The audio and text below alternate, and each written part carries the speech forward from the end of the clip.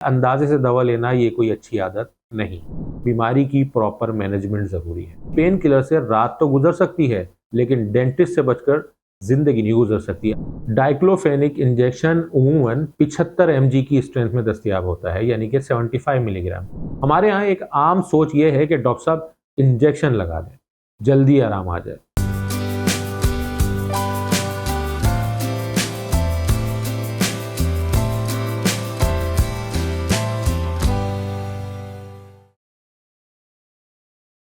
Kidney stone का दर्द बहुत शदीद होता है। ये दर्द वही जानता है जिसके हुआ हो। इसे रीनल कॉलिक भी कहते हैं। इस दर्द में बाज़ औक़ात डाइक्लोफेनिक इंजेक्शन डॉक्टर के मशवरे से दिया जाता है। ये पेन और स्पैज़म को कम करने में मदद करता है। लेकिन किडनी स्टोन के मरीज़ को भी ये देखना ज़रूरी है कि किडनी फंक्शन कैसा है। डिहाइड्रेशन यानी जिस्म में पानी की कमी तो नहीं, बुखार तो नहीं, इन्फेक्शन तो नहीं, पेशाब रुक रुक कर तो नहीं आ रहा। अगर बुखार, उल्टियाँ, पेशाब बंद होना या शदीद कमजोरी हो तो ये इमरजेंसी है। अब आते हैं इंजेक्शन की तरफ। डाइक्लोफेनिक इंजेक्शन अमूमन 75 mg की स्ट्रेंथ में दस्तयाब होता है, यानी कि 75 मिलीग्राम। आमतौर पर यह शदीद दर्द में इस्तेमाल किया जाता है, जैसे कि शदीद कमर का दर्द हो, गुर्दे की पथरी का दर्द हो, पोस्ट ऑपरेशन यानी ऑपरेशन के बाद का दर्द, चोट या फ्रैक्चर का दर्द, अक्यूट गाउट अटैक यानी कि जोड़ों का शदीद दर्द, बहुत ज़्यादा मसल्स पेन हो यानी पट्ठों का दर्द हो, सीवियर इन्फ्लेमेशन यानी बहुत ज़्यादा सूजन या सोजिश का होना। लेकिन इंजेक्शन का मतलब ये नहीं कि ये हर हालत में टैबलेट से बेहतर ही साबित होगा। हमारे यहाँ एक आम सोच ये है कि डॉक्टर साहब इंजेक्शन लगा दें, जल्दी आराम आ जाए। बात यह है कि इंजेक्शन जल्दी आराम दे सकता है, लेकिन उसके रिस्क भी ज़्यादा होते हैं। गलत इंजेक्शन गलत जगह लग जाए तो पेन, स्वेलिंग, इन्फेक्शन या टिश्यू डैमेज हो जाते हैं। बार बार इंजेक्शन लगवाना भी खतरनाक है। किडनी, स्टमक यानी कि मैदा, हार्ट या बीपी के मरीजों में इंजेक्शन भी उसी तरह रिस्क रखता है जिस तरह के एक गोली। इसीलिए डाइक्लोफेनिक इंजेक्शन हमेशा किसी डॉक्टर के मशवरे के बगैर नहीं लगवाना चाहिए। ये दवा खास तौर पर उन तकालीफ में फ़ायदा देती है जहां पेन के साथ साथ सोजिश भी हो, इन्फ्लेमेशन हो यानी कि सूजन हो, मसलन जोड़ों का दर्द, गठिया, कमर का दर्द, गर्दन का दर्द, पट्ठों में खिंचाव, दांत का दर्द, हैज़ का दर्द, चोट और मोच, सूजन, ऑपरेशन के बाद का दर्द, गुर्दे की पथरी का शदीद दर्द, अक्यूट गाउट यानी जोड़ों का दर्द, और जब पट्ठों में बहुत ज़्यादा दर्द हो। लेकिन हर दर्द में डाइक्लोफेनिक मुनासिब नहीं। पेट के आम दर्द, एसिडिटी, गैस, लीवर पेन, मैदे का अल्सर या नॉन एब्डोमिनल पेन में इसे खुद से लेना खतरनाक है। खासतौर पर अगर पेट में शदीद दर्द हो, उल्टियाँ हो, अपेंडिक्स का शक हो, ब्लीडिंग हो या प्रेगनेंसी हो तो पेन किलर लेकर सिम्टम्स छुपाना ये कोई दानिशमंदी नहीं। अब बहुत अहम बात, डाइक्लोफेनिक हर शख्स के लिए महफूज नहीं है। जिन लोगों को मैदे का अल्सर हो, एसिडिटी ज़्यादा रहती हो, गैस्ट्राइटिस हो, मैदे से खून आने की हिस्ट्री हो, काला पखाना आता हो या खून की क़ै हो चुकी हो, उन्हें यह दवा बहुत एहतियात से लेनी चाहिए। यह दवा मैदे में जलन, ज़ख्म, अल्सर या ब्लीडिंग का ख़तरा बढ़ा देती है। ख़ासतौर पर अगर कोई शख्स खाली पेट दवा ले, लंबे अरसे तक ले या दूसरी पेन किलर्स के साथ मिलाकर ले तो रिस्क मजीद बढ़ जाता है। जिन लोगों को हार्ट अटैक हो चुका हो, स्टेंट डला हुआ हो, बाईपास सर्जरी हुई हो, एंजाइना हो, हार्ट फेलियर हो, स्ट्रोक की हिस्ट्री हो या बीपी कंट्रोल में ना रहता हो, उन्हें डाइक्लोफेनिक बहुत एहतियात से लेनी चाहिए। यह दवा बाज़ मरीजों में बीपी बढ़ा सकती है, फ्लूइड रिटेंशन कर सकती है और हार्ट रिस्क को बढ़ा सकती है। इसलिए दिल के मरीजों को यह दवा खुद से नहीं लेनी चाहिए। किडनी डिजीज़ वाले मरीजों के लिए यह दवा नुकसानदेह हो सकती है, खासतौर पर अगर मरीज डिहाइड्रेटेड हो, पानी कम पी रहा हो, वॉमिटिंग्स या डायरिया हो या डायबिटीज़ हो या हाई बीपी का मरीज हो या उसकी उम्र ज़्यादा हो। ऐसे मरीजों में डाइक्लोफेनिक किडनी फंक्शन को मुतासिर कर सकती है।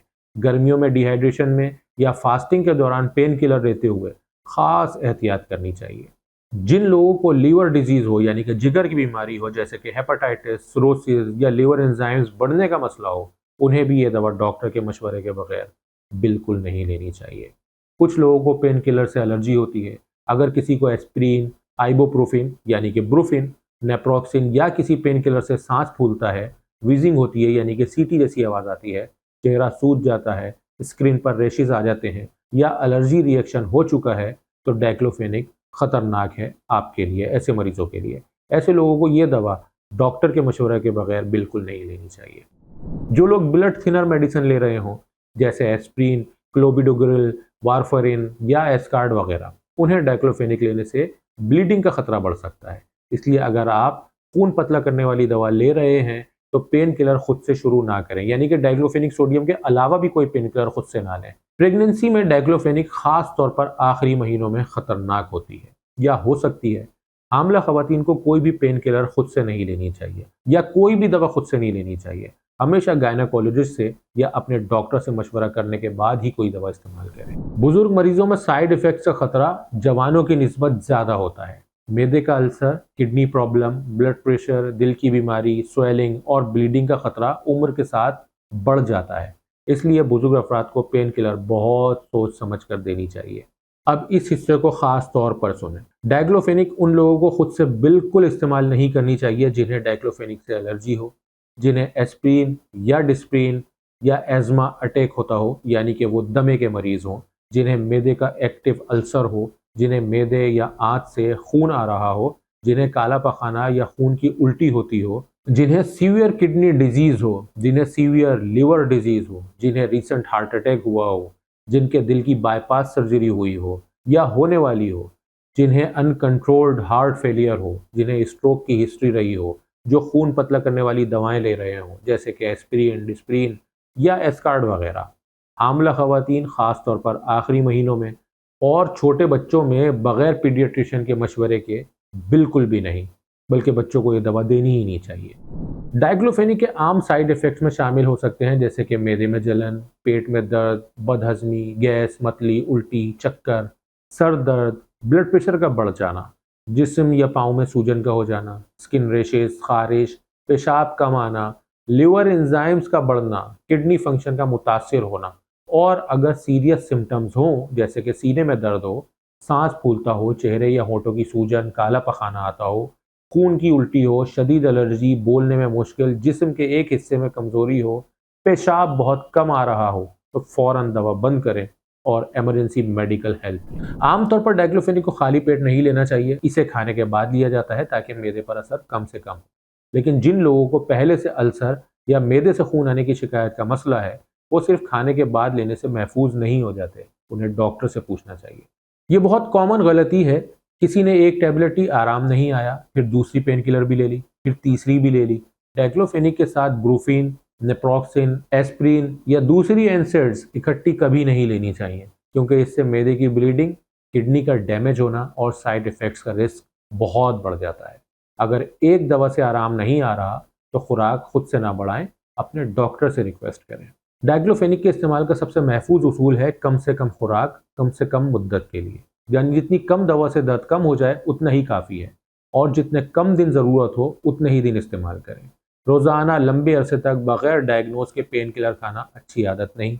दर्द जिस्म की वार्निंग बेल है, पेन किलर उस बेल की आवाज़ कम करती है, मगर ये देखना भी ज़रूरी है कि घंटी बज क्यों रही है। अगर आपको कभी कभार चोट, मोच, दांत का दर्द, कमर का दर्द, पीरियड्स पेन या जॉइंट पेन हो तो डाइक्लोफेनिक फ़ायदा देती है।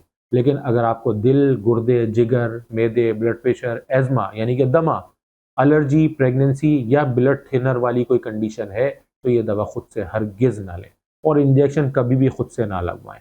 इंजेक्शन जल्दी आराम दे सकता है, लेकिन गलत इस्तेमाल से नुकसान भी उतना ही जल्दी करता है। तो आज हमने बात की डाइक्लोफेनिक सोडियम और डाइक्लोफेनिक पोटाशियम के बारे में। हमने समझा कि ये दवा क्या है, कैसे काम करती है, सोडियम और पोटाशियम में क्या फ़र्क है, मार्केट में किन ब्रांड नेम से मिलती है, किस दर्द में फ़ायदा देती है, इंजेक्शन कब इस्तेमाल होता है, किन मरीजों के लिए नुकसानदेह होती है और किन लोगों को ये दवा बिल्कुल इस्तेमाल नहीं करनी चाहिए। आखिर में सिर्फ एक बात याद रखें, दर्द को दबाना इलाज नहीं, दर्द की वजह समझना ये इलाज है।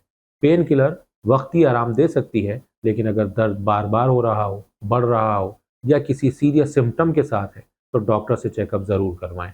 अगर ये वीडियो आपके लिए फ़ायदेमंद रही हो तो इसे लाइक करें, शेयर करें, और हेल्थ से मुताल्लिक मज़ीद आसान और काबिल अमल मालूमात के लिए मेरा channel Nadir health clinic subscribe करें। अपना ख्याल रखें। नादिर हेल्थ क्लिनिक से मुझे इजाज़त दें। मिलते हैं अगली किसी मालूमाती वीडियो में।